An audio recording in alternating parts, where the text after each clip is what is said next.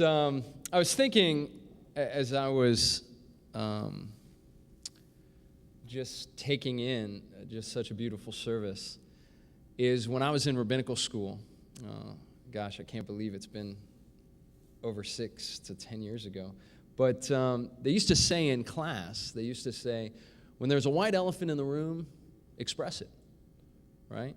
And we tend not to, right? That's kind of our modus operandi, is never say it. And I can imagine that this weekend brings a lot of joyfulness, right? We have joyfulness for the Shabbat. We are excited by the opportunity to be with each other, to sing with each other, to celebrate Cantor Kaplan's wonderful journey with us through the memories and those happy and rejoicing moments that he's been part of so many lives.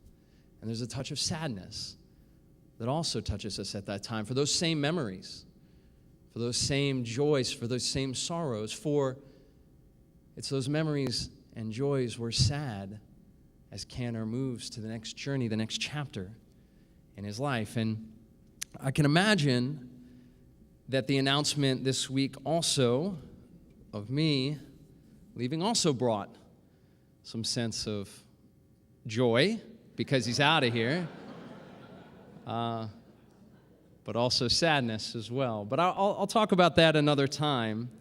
But it made me start to think about transitions.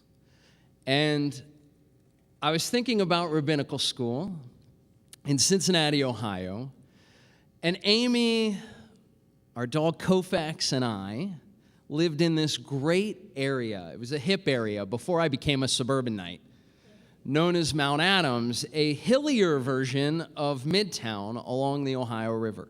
Now, 4 blocks up this extraordinarily steep hill, there were restaurants and coffee shops and pubs for those who like them. The Cincinnati Playhouse, a beautiful park, and the Cincinnati Museum of Art. And Koufax, for those unaware, he wasn't a left-handed pitcher for the Dodgers. He was our Dalmatian. And as with any Dalmatian, he needs a lot, and I stress a lot, of exercise. And when he does not get the workout time he needs, he absolutely goes bonkers. While we had a tiny backyard then, he was not satisfied unless he had at least one big, steep, 1-hour walk a day. So every day, Amy and I would take him on these hour walks up and down the hills and around the park, and then stop to get a cup of coffee or a pint and sit there to talk, to laugh, and to people watch. As December 2006 approached, 2 years after moving to Cincinnati and welcoming Koufax to the family, Amy and I were anticipating the birth of our first child. And while December walks without a child were cold, but not life-threatening, with child in tow or by myself for that 1 hour in freezing temperatures and early darkness, it suddenly seemed foolish. So now the dilemma: walk the dog in the cold for the necessary time, or don't deal with his nuttiness, constant barking, jumping up and sneaking on the counter for few, to name a few. For not a few, but food. Yet just when I thought there was no viable solution, in walks in Caesar Milan, the dog whisperer, whose TV show Amy watched religiously. One evening, she finally manipulated me, and I stress manipulated, into watching it, and lo and behold, he trained a Dalmatian to run on the treadmill. Figuring it could not be too hard to train Koufax to do the same thing, I found a used treadmill on Craigslist the following day, and now, for over 7 years, Koufax is an avid treadmiller. Now, while this rabbinic dog trainer might shock some of you, it was not as difficult as it seems. What is more surprising and embarrassing, at least to me, was what happened that spring when the winter cold switched to beautiful walking weather. Instead of me, Amy, and baby taking Koufax outside for a walk every day, we just as likely put him on the treadmill.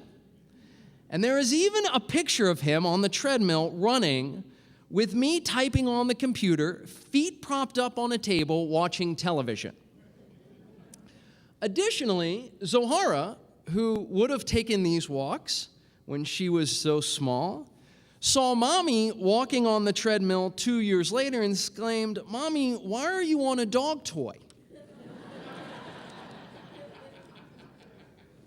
Now, what was in my mind a revolutionary and foolproof way to ensure my dog satisfaction and my family's sanity turned into something much different. While Koufax ran, Amy and I could catch up on emails. We could do assignments, ensure that the house was in order. Yet what we lost when we decided against those walks was something both of us took for granted. We lost the precious time to talk, to laugh, to people watch. We squandered moments completely focused on family, on fun, on each other, and wasted moments we'll never get back. I was, and still am, a slave to the treadmill. Now, Passover begins a week from Monday night. It is a time to clean our houses and remove all the chametz, the leavened bread. Yet by removing our breadcrumbs, we are reminded of our people's story of freedom, quickly exiting Egypt without time to allow that bread to rise. Yet more than comforting our collective or confronting our personal and collective narrative of enslavement to liberation, we're also challenged to take inventory of our lives by asking questions like, what enslaves us? What prevents us from ensuring we spend quality time with those we care about and for? What does it mean just to be? And when do we take time to talk, to laugh, and to people watch? Too many times, rather than springing forth at this season, we remain trapped in our current realities.